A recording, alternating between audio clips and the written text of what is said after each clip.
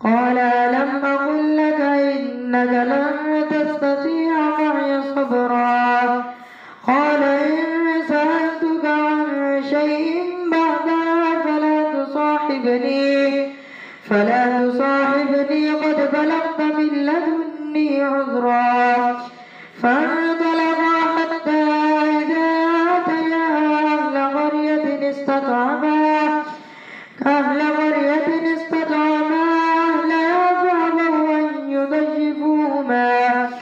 فأبوا أن يضيفوهما فوجدا فيها جدارا يريد أن ينقض فأقامه قال لو شئت لاتخذت عليه أجرا قال هذا فراق بيني وبينك سأنبئك بتأويل ما لم تستطع عليه صبرا أما السفينة فكانت لمساكين يعملون في البحر فأردت أن أعيبها وكان وراءهم ملك يأخذ كل سفينة غصبا وأما الغلام فكان أبواه مؤمنين فخشينا أن يرهقهما طغيانا وكفرا فأردنا أن يبدلهما ربهما خيرا منه زكاة وأقرب رحما وأما الجدار فكان لغلامين يتيمين في المدينة وكان تحته كنز لهما وكان أبوهما صالحا فأراد ربك أن يبلغا أشدهما ويستخرجا كنزهما رحمة من ربك وما فعلته عن أمري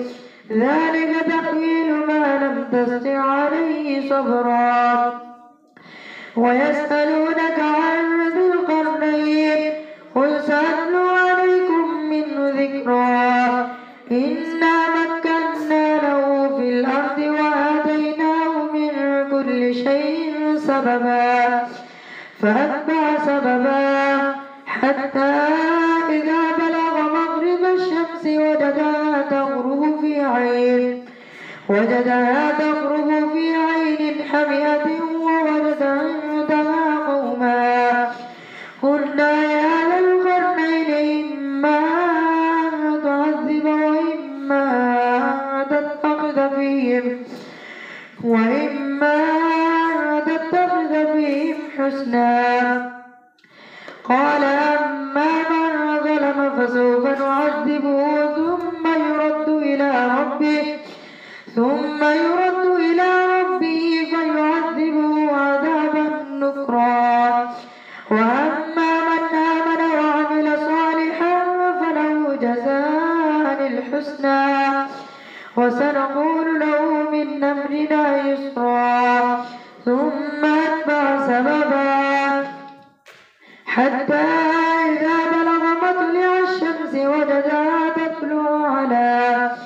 وجدها تطلع على قوم لم نجعل لهم من دونها سترا كذلك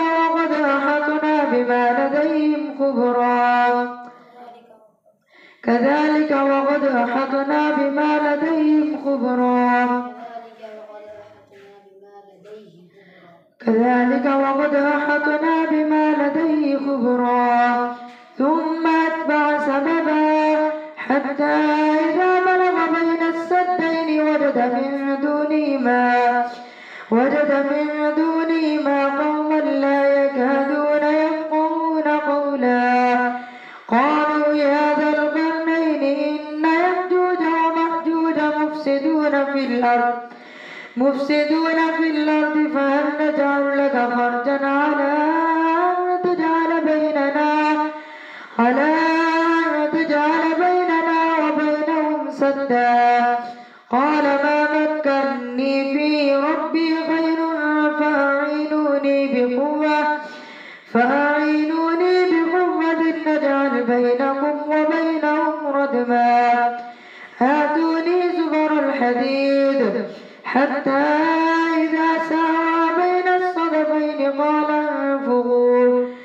حتى إذا جعله نارا قال ائتوني أفرغ عليه قطرا فما استطاعوا أن يظهروا وما استطاعوا له نقبا قال هذا رحمة من ربي فإذا جاء وعد ربي جعله دكا وكان وعد ربي حقا وضربنا بعضهم يومئذ يموج في بعض ونفخ في الصور فجمعناهم جمعا وعرضنا جهنم يومئذ للكافرين عرضا الذين كانت أعينهم في غطاء عن ذكري وكانوا لا يستطيعون سمعا أفحسب الذين كفروا أن يتخذوا عبادي من دوني أولياء إنا أعتدنا جهنم للكافرين نزلا قل هل ننبئكم بالأخسرين أعمالا الذين ضل سعيهم في الحياة الدنيا وهم يحسبون أنهم يحسنون صنعا أولئك الذين كفروا بآيات ربهم ولقائه فحبطت أعمالهم فلا نطيع لهم يوم القيامة وزنا ذلك جزاؤهم جهنم بما كفروا واتخذوا آياتي ورسلي هزوا إن الذين آمنوا وعملوا الصالحات كانت لهم جنات الفردوس نزلا خالدين فيها لا يبغون عنها حولا قل لو كان البحر مدادا لكلمات ربي لنفد البحر قبل أن تنفد كلمات ربي ولو جئنا بمثله مددا قل إنما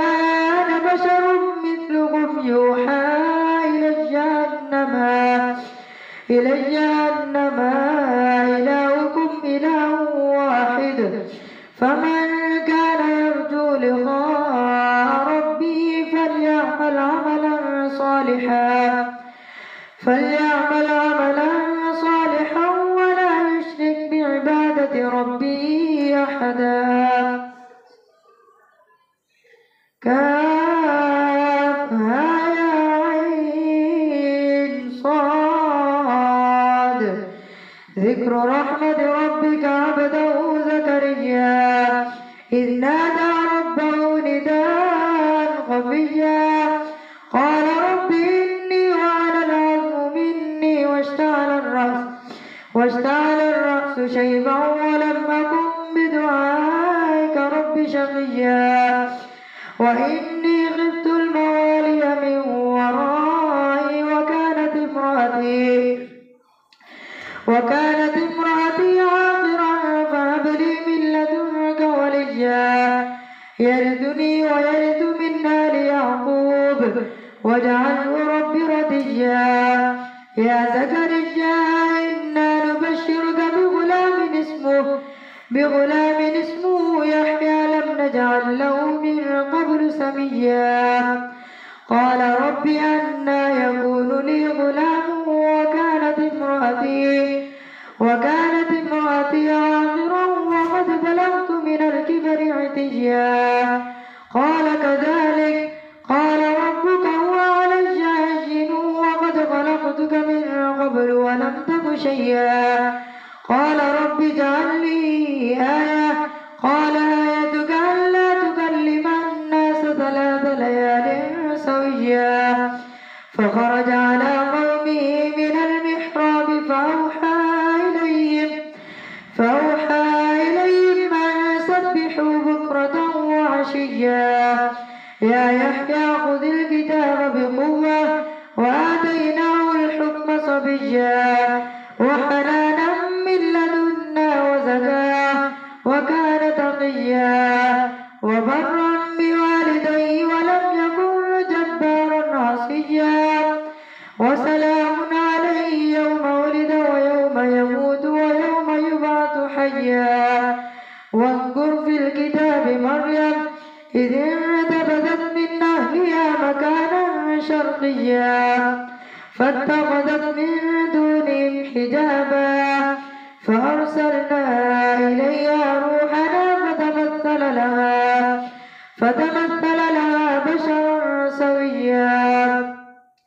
قالت إني أعوذ بالرحمن منك إن كنت تقيا قال إنما أنا رسول ربك لأهب لك غلاما زكيا قالت رب أنى يكون لي غلام ولم يمسسني بشر ولم أك بغيا قال كذلك قال ربك وعلي هين ولنجعله آية للناس ورحمة منا وكان أمرا مقضيا فحملته فانتبذت به مكانا قصيا فأجاء المخاض إلى جذع النخلة قالت يا ليتني مت قبل هذا وكنت نسيا منسيا فناداها من تحتها ألا تحزني قد جعل ربك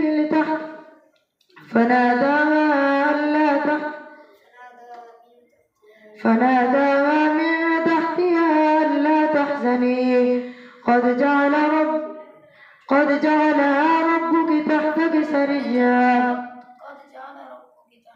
قد جعلها ربك تحتك سريا وهزي إليك بجذع النخلة تساقط عليك رطبا جنيا فكلي واشربي وقري عينا فإما ترين من البشر أحدا فقولي إني نذرت للرحمن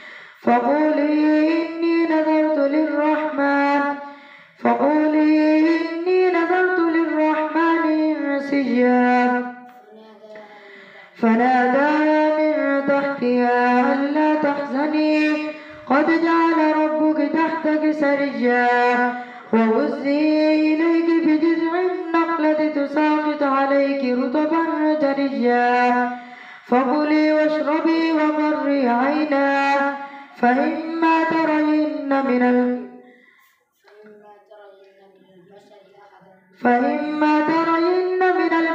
أحدا فقولي إني نذرت للرحمن صوما فلن نكلم اليوم إنسيا فأتت به قومها تحمله قالوا يا مريم لقد جئت شيئا فريا يا أخت هارون ما كان أبوك امرأ سوء وما كانت أمك بغيا فأشارت إليه قالوا كيف نكلم من كان في المهد صبيا قال إني عبد الله آتاني الكتاب وجعلني نبيا وجعلني مباركا أينما كنت وأوصاني بالصلاة والزكاة ما دمت حيا وبرا بوالدتي ولم يجعلني جبارا شقيا والسلام علي يوم ولدت ويوم أموت ويوم أبعث حيا ذلك عيسى بن مريم قول الحق الذي فيه يمترون ما كان لله أن يتخذ من ولد سبحانه إذا قضى أمرا فإنما يقول له كن فيكون فاختلف الأحزاب من بينهم ما كان لله أن يتخذ من ولد سبحانه إذا قضى أمرا فإنما يقول له كن فيكون وإن الله ربي وربكم فاعبدوه فاعبدوه هذا صراط مستقيم فاختلف الأحزاب من بينهم فويل للذين كفروا من مشهد يوم عظيم أسمع بهم وأبصر يوم يأتوننا لكن الظالمون اليوم في ضلال مبين وأنذرهم يوم الحسرة إذ قضي الأمر وهم في غفلة وهم لا يؤمنون إنا نحن نرث الأرض ومن عليها وإلينا يرجعون الله أكبر سمع الله لمن حمده الله أكبر الله أكبر الله أكبر الله أكبر الحمد لله رب العالمين الرحمن الرحيم مالك يوم الدين إياك نعبد وإياك نستعين اهدنا الصراط المستقيم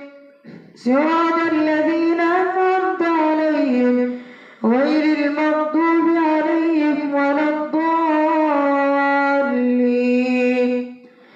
واذكر في الكتاب إبراهيم إنه كان صديقا نبيا إذ قال لأبيه يا أبت لم تعبد ما لا يسمع ولا يبصر ولا يغني عنك شيئا يا أبت إني قد جاءني من العلم ما لم يأتك فاتبعني أهدك صراطا سويا يا أبت لا تعبد الشيطان إن الشيطان كان للرحمن عصيا يا أبت إني أخاف أن يمسك عذاب من الرحمن فتكون للشيطان وليا قال راغب أنت عن آلهتي يا إبراهيم لئن لم تنته لأرجمنك واهجرني مليا قال سلام عليك سأستغفر لك ربي إنه كان بي حفيا وأعتزلكم وما تدعون من دون الله وأدعو ربي عسى ألا أكون بدعاء ربي شقيا فلما اعتزلهم وما يعبدون من دون الله وهبنا له إسحاق ويعقوب وكلا جعلنا نبيا ووهبنا لهم من رحمتنا وجعلنا لهم لسان صدق عليا واذكر في الكتاب موسى إنه كان مخلصا وكان رسولا نبيا وناديناه من جانب الطور الأيمن وقربناه نجيا ووهبنا له من رحمتنا أخاه هارون نبيا واذكر في الكتاب إسماعيل إنه كان صادق الوعد وكان رسولا نبيا وكان يأمر أهله بالصلاة والزكاة وكان عند ربه مرضيا واذكر في الكتاب إدريس إنه كان صديقا نبيا ورفعناه مكانا عليا أولئك الذين أنعم الله عليهم من النبيين من ذرية آدم وممن حملنا مع نوح ومن ذرية إبراهيم وإسرائيل وممن هدينا واجتبينا إذا تتلى عليهم آيات الرحمن خروا سجدا وبكيا الله الله أكبر. فخلف من بعدهم خلف أضاعوا الصلاة واتبعوا الشهوات فسوف يلقون غيا إلا من تاب وآمن وعمل صالحا فأولئك يدخلون الجنة ولا يظلمون شيئا. جنات عدن التي وعد الرحمن عباده بالغيب إنه كان وعده مأتيا. لا يسمعون فيها لغوا إلا سلاما ولهم رزقهم فيها بكرة وعشيا. تلك الجنة التي نورث من عبادنا من كان تقيا. وما نتنزل إلا بأمر ربك له ما بين أيدينا وما خلفنا وما بين ذلك وما كان ربك نسيا. رب السماوات والأرض وما بينهما فاعبده واصطبر لعبادته هل تعلم له سميا. ويقول الإنسان وإذا ما مت لسوف أخرج حيا. أولا يذكر الإنسان أنا خلقناه من قبل ولم يك شيئا. فوربك لنحشرنهم والشياطين ثم لنحضرنهم حول جهنم جثيا. ثم لننزعن من كل شيعة أيهم أشد على الرحمن عتيا. ثم لنحن أعلم بالذين هم أولى بها صليا. وإن منكم إلا واردها كان على ربك حتما مقضيا. ثم ننجي الذين اتقوا ونذر الظالمين فيها جثيا. وإذا تتلى عليهم آياتنا بينات قال الذين كفروا للذين آمنوا أي الفريقين خير مقاما وأحسن نديا. وكم أهلكنا قبلهم من قرن هم أحسن أثاثا ورئيا. قل من كان في الضلالة فليمدد له الرحمن مدا حتى إذا رأوا ما يوعدون إما العذاب وإما الساعة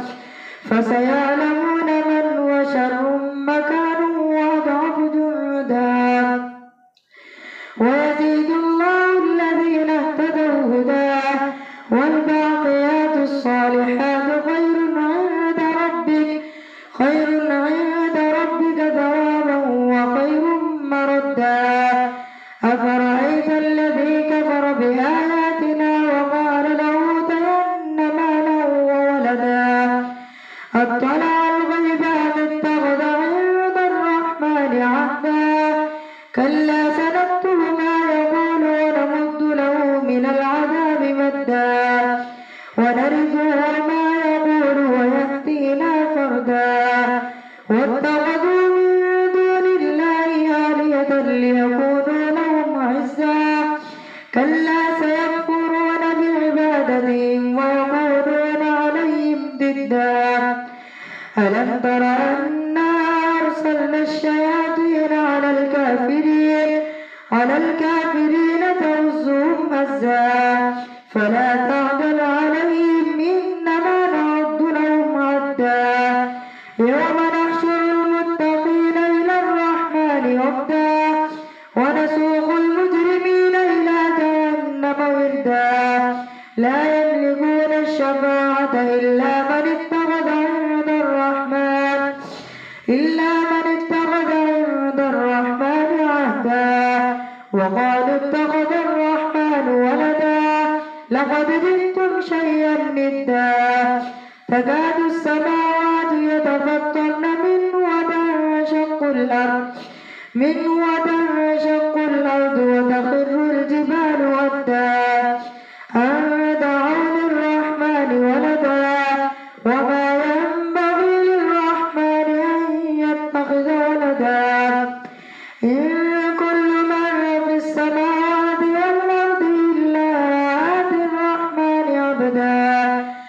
لقد أحصاهم وعدهم عدا وكلهم آتيه يوم القيامة فردا إن الذين آمنوا وعملوا الصالحات سيجعل لهم الرحمن ودا فإنما يسرناه بلسانك لتبشر به المتقين وتنذر به قوما لدا وكم أهلكنا قبلهم من قرن هل تحس منهم من أحد أو تسمع لهم ركزا الله أكبر.